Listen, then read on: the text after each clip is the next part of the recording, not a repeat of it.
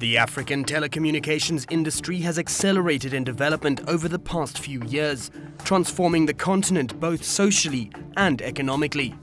At the forefront of Telecomm's infrastructure is a company that has grown to becoming a leading name in Africa, IHS. IHS was born in 2001 in Nigeria. It was founded by a group of engineers, including myself, engineer/friends, William Mo. We started it at a time when Nigeria had basically no telecom infrastructure, roughly a few 100,000 working telephone lines. Although tower infrastructure across the continent is still fairly underdeveloped, IHS has managed to make significant inroads.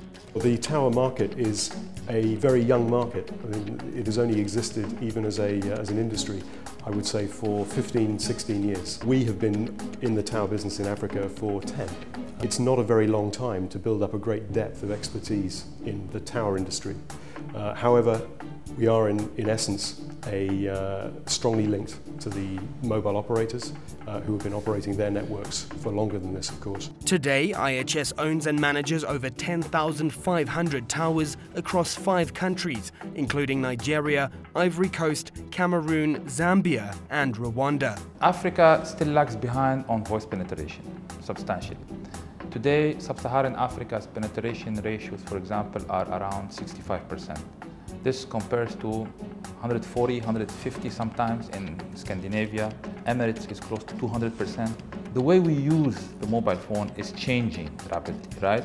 Social networking, e-commerce, education, the way we deal with our handset. You know, most people these days look at their handset more than they look at their partner or their wife or something like that. It has become so close to us that it's really redefining the way we live.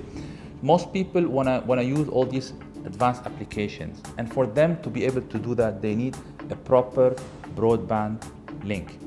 For that to happen, we need tens of thousands of additional towers. IHS's role is to enable that.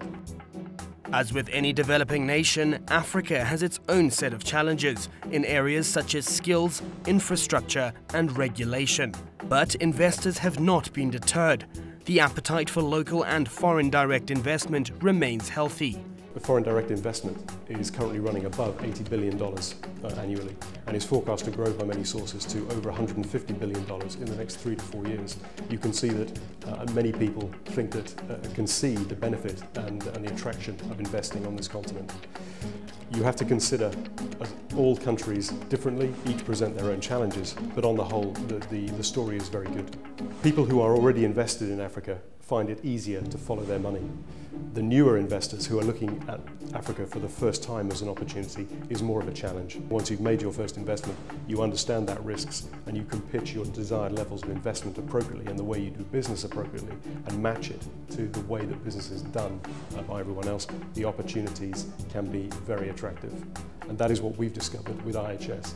We have a very loyal group of investors, and we have also had success in attracting new investors to join that panel. They make us work hard, but we're very happy to accept that challenge, and we're confident that we'll be delivering returns for them in the years to come. IHS recently secured 2 deals to acquire the towers of South African-based MTN and the license to manage and market those of Orange France Telecoms in Cameroon and Côte d'Ivoire. Between July 2012 and July 2013, the company bought 2,000 towers from MTN for $248 million. IHS also acquired an additional 1,700 towers during the first quarter of 2014 from MTN in Rwanda and Zambia. In March 2014, IHS raised $490 million to acquire portfolios and rights, as well as to finance a significant build program for existing customers across Africa, bringing the total funds raised to over $1.5 billion in the last 18 months. We have recently evolved our vision from being the leading provider of telecommunication services in emerging markets to leading the delivery of bold digital world to our customers. Delivering on this vision implies huge capital investment in data and across all the verticals in all our markets. Investment in these regards will act as an enabler for economic growth in all our operating markets. There's still huge potential in the data area. But as MTN, we will not do everything that is possible to be done. And therefore, we are engaging our partners in different areas to assess ways to deliver data services to different areas or different markets where we have hitherto thought that it was not viable. MTN has been using IHS and other telco in many of our markets. Like I've said before, they enable us faster rollout and better economic rollout. And this is very, very valuable when we start dealing with the rural areas, which might not make commercial sense and are not economically viable for us. By working in partnership with IHS, we are extending our services to those communities who do not have telecommunication services, and those will promote economic development in those areas that are less accessible in Africa. IHS had initially planted its roots in Nigeria, and today the Nigerian operation is the largest in the IHS portfolio. Understanding the local market has been key to the success of the organization. Nigeria is a fabulous place. It's exciting, it's full of opportunity, but the decision to break ground in Nigeria was very natural. I had moved here in 1998. I had made it a home, basically. The co-founders also have moved here, and it became our home. We were lucky because, again, Nigeria should not be underestimated. Nigeria is the pulsating heart of the African continent. Another aspect that forms a critical part of the IHS success story across territories, including Nigeria, is its commitment to building and retaining a strong skills and talent pool. It is possible to find talent in Africa, in the countries in which we operate. And despite the challenges, we find the highly qualified engineers that we need to run our networks and keep our customers happy.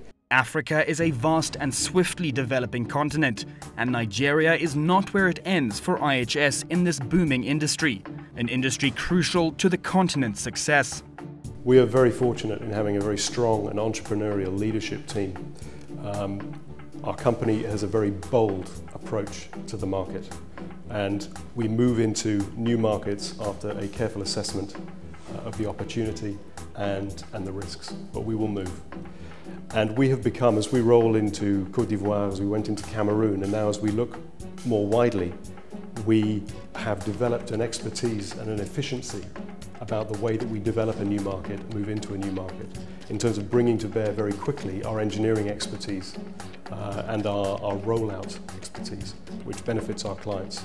In the first few months of moving into Côte d'Ivoire and Cameroon, we were able to move the network performance up by 2 or 3% into the high 90s, which is of enormous benefit to our customers and shows a very immediate impact. And we are confident that as we look into new opportunities, wider opportunities throughout Africa, that we are going to get more efficient and better at this process. The telecom infrastructure in Nigeria and on the continent needs to be more efficient, that's for sure.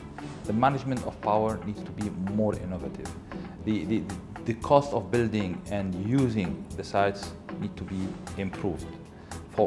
This is important because if we need to move penetration levels in Africa from 70%, 65% to 100% or where it needs to be, and more important, data from sub 10% to 40, 50, 60 and 70% hopefully, and even have every citizen of this continent having a broadband connection, it has to be more efficient.